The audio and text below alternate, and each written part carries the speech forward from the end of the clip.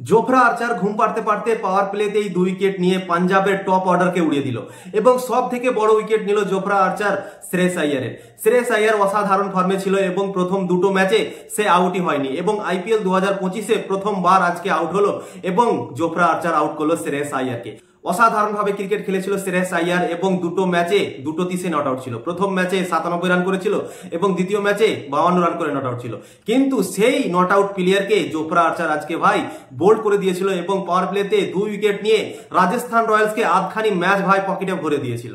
তো অসাধারণভাবে বল করলো জোফরা আর্চার পাওয়ার প্লেতে এবং রাজস্থান রয়্যালকে ভাই 50% ম্যাচ তখনই জিতে দিয়েছিল 2 উইকেট নেওয়ার পর। জোফরা আর্চার যখন রাজস্থান রয়্যালস ব্যাটিং করছিল তখন জোফরা আর্চার মাঠের বাইরে ঘুমোচ্ছিল ভাই, তোমরা ছবিতে দেখতে পাচ্ছ। এবং ঘুমানোর পর যখন ইনিংসটা শেষ হলো তারপর যখন বল করতে এলো এবং জোফরা আর্চার 2 ওভারে 2টো উইকেট নিয়ে ভাই পাঞ্জাবকে ব্যাকফুটে ফেলে দিল এবং রাজস্থান রয়্যালসকে অসাধারণভাবে শুরুয়াত দিল পাওয়ার প্লেতে এবং সব থেকে বড় উইকেট শ্রেয়স আইয়ারের নিয়েছে। তো অসাধারণভাবে জোফরা আর্চার শুরুয়াত এবং রাজস্থান রয়্যালস দ্বিতীয় জয় তুলে নিল আইপিএল 2025 সালে। প্রথম দুটো ম্যাচ তারা কিন্তু হেরেছিল, কিন্তু লাগাতার দুটো ম্যাচ তারা জিতে গেল। একটা চেন্নাইকে হারালো এবং আজকে হারালো ইনফর্ম টিম পাঞ্জাব কিংসকে। পাঞ্জাব কিংস এর আগে দুটো ম্যাচ খেলেছিল, দুটো ম্যাচই তারা জিতে গিয়েছিল। কিন্তু রাজস্থান রয়্যালস ভাই back on track. Rajasthan Royals মনে হয় ফর্মে চলে এলো। যেভাবে দুটো ম্যাচ খেললো, চেন্নাইয়ের বিপক্ষে প্রথম ম্যাচ জিতলো এবং দ্বিতীয় ম্যাচ আজকে যেভাবে জিতলো, দেখে মনে হচ্ছে ভাই কি রাজস্থান রয়্যালস ফর্মে চলে এসছে এবং যে রাজস্থান রয়্যালসকে আমরা আইপিএল 2024 সালে দেখেছিলাম সেই রাজস্থান রয়্যালসই মনে হয় আবার ফিরে এসছে। এবং আজকে সঞ্জু স্যামসন ক্যাপ্টেন্সি করছিল আইপিএল 2025 সালে প্রথমবার। 3টে ম্যাচে সে ক্যাপ্টেন্সি করেনি, তার চোট ছিল এবং উইকেট কিপিং করার জন্য তাকে বারণ করা হয়েছিল এবং সেই জন্য সে ক্যাপ্টেন্সি করতে পারেনি। কিন্তু সে ফিট হয়ে গেছে এবং আজকে উইকেট কিপার করলো এবং অসাধারণভাবে ক্যাপ্টেন্সিও করলো। প্রথমে ব্যাট হাতে 38 রান করলো এবং এসএসবি জয়সওয়াল করলো 67 এবং রিয়ান পরাগ করলো 43 দিয়ে অসাধারণভাবে 204 রান করে নিল প্রথমে ব্যাট ধরে রাজস্থান রয়্যালস।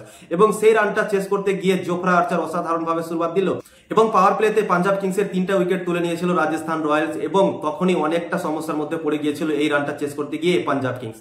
তারপর গ্লেন ম্যাক্সওয়েল আর নেহাল বাদরার মধ্যে অনেক বড় একটা পার্টনারশিপ হয়, প্রায় 80-90 রানের পার্টনারশিপ হয় এবং তখন মনে হয় কি হয়তো এই ম্যাচটা পাঞ্জাব কিংস চেস করতে পারবে। তখন গ্লেন ম্যাক্সওয়েলের উইকেটটা পড়ে যায় এবং তারপরে বলি নেহাল বাদেরাও পড়ে যায় এবং পুরো ম্যাচ রাজস্থানের দিকে ঝুঁকে যায় এবং তারা আর দাঁড়াতে পারে না এবং 155 রানই করতে পারে 20 ওভারে এবং রাজস্থান রয়্যালস 50 রানে ম্যাচ জিতে যায় এবং অনেক বড় মার্জানে পাঞ্জাব কিংসকে হারিয়ে দেয়। যে পাঞ্জাব কিংস নিজের ঘরের মাঠে আজকে খেলছিল এবং এর আগে দুটো ম্যাচ তারা জিতে এসেছিল, তা সত্ত্বেও আজকে খুবই একতরফা ভাবে ম্যাচ হেরে গেল এবং রয়্যাল চ্যালেঞ্জার্স ব্যাঙ্গালোর আর পাঞ্জাব কিংসের সাথে একই কাহিনী হলো। রয়্যাল চ্যালেঞ্জার্স ব্যাঙ্গালোরও দুটো ম্যাচ বাইরে খেলেছিল এবং তারা জিতেছিল, কিন্তু যখনই ঘরের মাঠে পৌঁছলো চেন্নাস্বামী স্টেডিয়ামে তখন গুজরাট টাইটান্সের কাছে হেরে গেল এবং পাঞ্জাব কিংসও একই কাহিনী করলো।